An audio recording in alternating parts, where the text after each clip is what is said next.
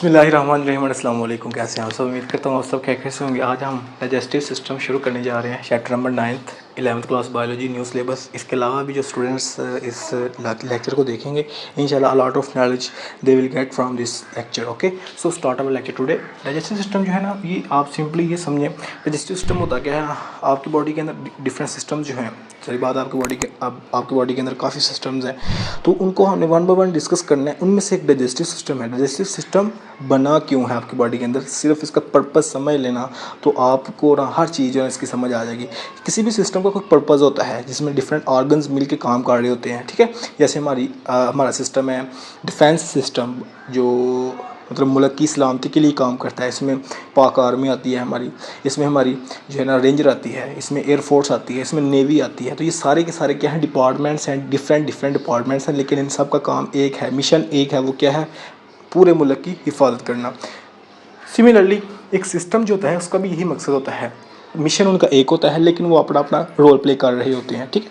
किसी ने कोई रोल प्ले करना है, किसी ने कोई रोल प्ले करना है, लेकिन मिशन एक है कि बॉडी के अंदर जो है ना वो खुराक को डाइजेस्ट करना है। तो यही डाइजेस्टिव सिस्टम का काम होता है। डाइजेस्टिव सिस्टम क्या है, इजीली समझिए आप। बॉडी के अंदर फूड लेकर गए तो हर ऑर्गन अपना अपना रोल प्ले करके उस फूड को जो है वो डाइजेस्ट करेगा। अब डाइजेस्ट क्यों करेगा, क्यों ज़रूरत है डाइजेस्ट करने की?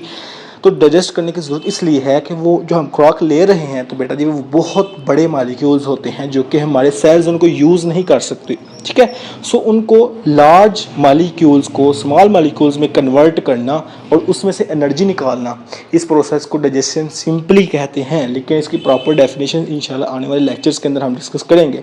सो आज इस वीडियो के अंदर मकसद क्या है, इस वीडियो का आज इस वीडियो का मकसद है सिर्फ ब्रीफ इंट्रोडक्शन इस चैप्टर का, और उसके साथ साथ जो है ना हम इंशाल्लाह डिस्कस करेंगे डाइजेस्टिव सिस्टम को, थोड़ा सा ब्रीफली इसके पार्ट डिस्कस करेंगे और थोड़ा सा ओवरव्यू लेंगे इस चैप्टर का। तो आसानियाँ हो रही हैं, ये डिस्कस करते हैं। जब एनर्जी हमें मिल गई तो वो एनर्जी हम कहाँ यूज़ करेंगे? तो वो एनर्जी आपकी बॉडी के अंदर डिफरेंट फंक्शंस जो उसने परफॉर्म करने हैं उसके लिए एनर्जी यूज़ करेगी। आप चल रहे हैं, मैं बोल रहा हूँ, मैं कुछ भी कर रहा हूँ, मेरा जो है बॉडी का कोई भी फंक्शन परफॉर्म होता है, उसके लिए मुझे एनर्जी चाहिए, ठीक है। इसमें ज़ाहिर बात है रिप्रोडक्शन, इसमें ज़ाहिर बात है आपकी हेयर की ग्रोथ, आपकी बॉडी की ग्रोथ, आपकी सेल डिवीजन, हर चीज़, बॉडी मूवमेंट्स, तो सबके लिए क्या चाहिए? एनर्जी चाहिए। सो इसलिए हमें एनर्जी की ज़रूरत होती है। तो थोड़ा सा इसकी एनाटॉमी फिजियोलॉजी की तरफ हम आते हैं। तो एनाटॉमी फिजियोलॉजी की तरफ अगर हम डिस्कस करें डाइजेस्टिव सिस्टम की, तो ये असल में एक गैस्ट्रो इंटेस्टाइनल ट्रैक है। इसका क्या मतलब है? गैस्ट्रो, जहाँ भी वर्ड आपके आ जाए ना, आप सुने इसे गैस्ट्रो, तो आपने ना गैस्ट्रो वर्ड सुनते ही स्टमक को जहन में लेके आना है। यानी कि कोई भी ऐसी चीज़ जिसका तल्लुक स्टमक से हो या डाइजेस्टिव सिस्टम से हो, उसको हम गैस्ट्रो कहते हैं।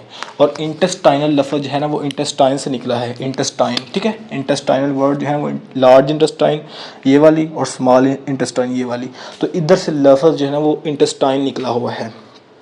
तो कहता है ये असल में एक रास्ता है, ये एक पाइपलाइन है, ये एक ट्रैक है। ट्रैक कहते हैं रास्ते को, जो कि शुरू होता है एक्सटेंड यानी कि फैला होता है फ्रॉम माउथ, जो कि माउथ से शुरू होता है और एंड होता है कहाँ पे? एनस पे।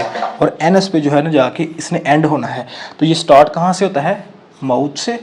साथ इसको लेबल करते जाते हैं और साथ आपको समझाता जाता हूँ मैं। तो कहाँ पे एंड होना जी? एनस पे, ठीक हो गया। तो ये यहाँ से शुरू हो रहा है रास्ता, ठीक है, और यहाँ पे एंड हो रहा है।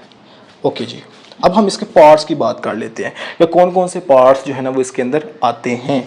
सो उनको हम डिस्कस करते हैं। तो सबसे पहले नंबर पे आपकी जो बुक वाला कहता है ओरल कैविटी। तो ये जनाब आपके मुंह के अंदर जो कैविटी है ये वाली, ठीक है ना, तो इसको हम कहते हैं, इसको नंबरिंग देते जाते हैं 1, तो ये है 1, ठीक हो गया, ये है ओरल कैविटी। उसके बाद फेरेंक्स आता है। फेरेंक्स, ये जो रास्ता आपको नज़र आ रहा है ये वाला, इसको हम कहते हैं फेरेंक्स। और ये बड़ा इंपॉर्टेंट एक एमसीक्यू यहाँ से बनता है। फेरेंक्स ही वही रास्ता है जहाँ से खुराक भी गुजरनी होती है, हवा भी गुजरनी होती है। ये कॉमन पाथवे है, हवा के लिए भी खुराक के लिए भी, ठीक है। सो इसको आपने अपने माइंड के अंदर अच्छे से रखना है।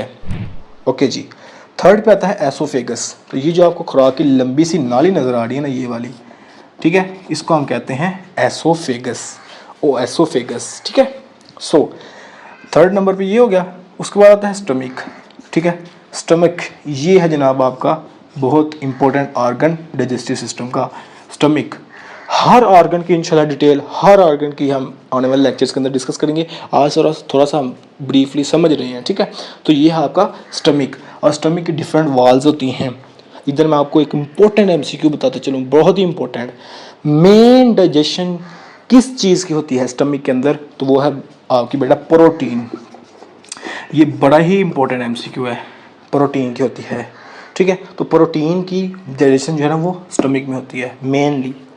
और लिपिड्स वगैरह की जो फैट्स हैं आपके, वो कहाँ पे होती है उनकी, इधर इंटेस्टाइन के अंदर होती है, स्मॉल इंटेस्टाइन के अंदर। सो स्टमक हो गया, उसके बाद स्मॉल इंटेस्टाइन आती है। तो ये है जनाब आपकी, उसके बाद ये रास्ता जो है ना, ये जो रास्ता है ये कहाँ जाता है, स्मॉल इंटेस्टाइन की तरफ। तो ये जो आपको नाली इसके पीछे से नज़र आ रही है ना, ये वाली इधर आ गई, ये वाली, ये आगे ये ऐसे फैल जाती है, ये बहुत सी नाली, मतलब एक नालियों का गुच्छा बन जाता है। इसको हम कहते हैं स्मॉल इंटेस्टाइन, ठीक हो गया। This is small intestine. अब स्मॉल इंटेस्टाइन जो होता है ये जहाँ इधर आके यहाँ पे ओपन होती है, और इसको हम कहते हैं लार्ज इंटेस्टाइन। ये स्मॉल इंटेस्टाइन और ये लार्ज इंटेस्टाइन, ठीक है, स्मॉल और लार्ज इंटेस्टाइन। अब इनके भी फंक्शन बड़ी इंपॉर्टेंट हैं, इंशाल्लाह हर लेक्चर के अंदर, आने वाले लेक्चर के अंदर इनको हम डिस्कस करेंगे। उसके बाद कुछ एसेसरी ऑर्गन्स भी होते हैं। एसेसरीज उस चीज़ को कहते हैं जैसे कुछ चीज़ एडिशनल होती है, जिनके बगैर आप कह सकते हैं कि मतलब एक चीज़ मुकम्मल हो चुकी है, लेकिन अगर वो चीज़ें ना उसके अंदर ऐड हों तो वो चीज़ मतलब आप कह लें कि फंक्शन नहीं परफॉर्म कर सकती। मैं आपको मिसाल देता हूँ कि मेरे हाथ में भी मोबाइल है, अगर इसका चार्जर ना हो, ठीक है, अगर इसका चार्जर नहीं है तो क्या ये मोबाइल मैं चला सकूँगा? आप कह सकते हैं हाँ चला सकते हैं, जब तक इसकी बैटरी ज़ीरो होती है तो मुझे चार्जर की ज़रूरत पड़ेगी ना। तो चार्जर क्या है, एसेसरी है, ठीक है। इसी तरह ये जो आपका डाइजेस्टिव सिस्टम होता है, ये तो सारा सिस्टम हो गया, लेकिन इसके साथ एसेसरी ऑर्गन्स होते हैं, एसेसरी पार्ट्स होते हैं इस सिस्टम के, जिन्होंने हेल्प करनी होती है इस डाइजेशन के दौरान, ठीक है। तो वो कौन कौन से हैं, वो जो है वो सलाइवरी ग्लैंड्स हैं आपके। ये सलाइवरी ग्लैंड जो होते हैं, सलाइवरी ग्लैंड्स ये आपके माउथ के अंदर होते हैं, 3 मेन जो होते हैं ना, ठीक है। तो ये सलाइवरी ग्लैंड वैसे आपकी बॉडी के अंदर जो है ना वो 200 से ज़्यादा ग्लैंड्स होते हैं सलाइवरी ग्लैंड, लेकिन मेन जो है वो 3 होते हैं, ठीक है। उसके बाद सलाइवरी ग्लैंड हो गया, फिर लीवर, तो दिस इज़ लीवर, ओके, ये लीवर होता है। फिर आता है गॉल ब्लैडर, तो लीवर के बिल्कुल साथ नीचे ये होता है गॉल ब्लैडर, ओके। उसके साथ फिर आता है पैंक्रियास, तो ये पैंक्रियास किधर होता है, ये है पैंक्रियास, ये क्या है, पैंक्रियास।